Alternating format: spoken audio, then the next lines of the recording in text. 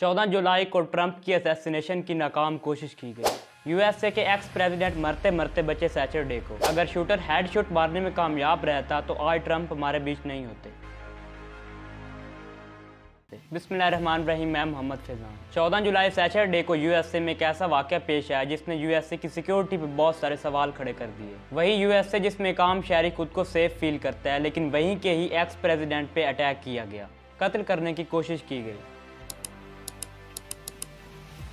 दरअसल 14 जुलाई को Trump USA की स्टेट पेंसिल्वेनिया की सिटी बटलर में अपनी एक इंतखाबी रैली से स्पीच करने वाले थे, लेकिन वो नहीं जानते थे कि वहीं से तकरीबन 420 फीट दूरी पे उनके लिए एक शूटर बैठे उन्हें कत्ल करने के लिए, उन्हें असैसिनेट करने के लिए। डोनाल्ड ट्रंप ने स्पीच स्टार्ट की, लेकिन स्पीच के कुछ ही मिनटों बाद उन पर फायरिंग कर दी गई। उन पे 1-2 नहीं बल्कि 5 से 6 राउंड फायर किए गए और इवन एक गोली तो उनके कान को छूते हुए गुजर गई। 3 से 4 गोलियां ट्रंप के बेहद करीब से गुजरी। मामला इतना करीबी था कि अगर ट्रंप 1 सेकंड के लिए भी अपना सर ना हिलाते तो फायर की गई गोली उनके सर को चीरती गुजर जाती और वहीं उनकी मौत हो जाती।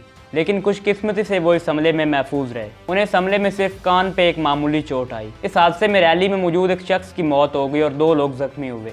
शूटर को भी सीक्रेट सर्विस के एजेंट्स ने मौके पर ही हलाक कर दिया। बाद में शूटर की शिनाख्त थॉमस मैथ्यू क्रोक्स नामी एक शख्स से हुई है। 20 साला थॉमस मैथ्यू क्रोक्स ने ही ट्रंप पे फायरिंग की और इस शूटर को भी मौके पे ही मार दिया गया।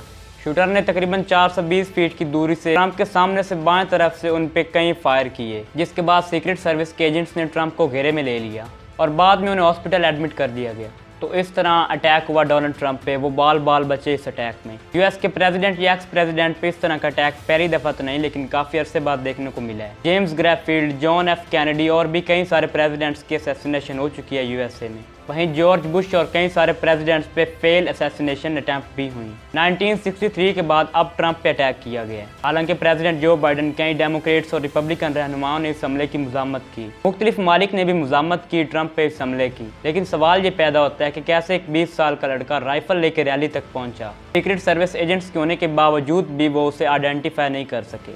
इसे एक किस्म की यूएसए की सिक्योरिटी की नाकामी भी कहा जा सकता है। अगर वो शूटर अपने मकसद में कामयाब हो जाता, क्योंकि दूर से फायर किए गए थे, लेकिन अगर फायर लग जाता तो ट्रंप की मौत हो सकती थी। शूटर की रैली से पहले स्टेज के करीब भी फुटेज मिली है। तो इस सब की अभी जांच पड़ताल हो रही है। FBI जांच कर रही है इस मामले की, क्योंकि बेसिकली इस तरह का जो मामला होता है उसमें पीछे बैकग्राउंड में बहुत सारी प्लानिंग हुई होती है और प्लानिंग के बगैर ये सब कुछ इम्पॉसिबल है। तो इस तरह कई बातें सामने आएंगी इस फेल्ड असैसिनेशन अटैम्प्ट को लेके।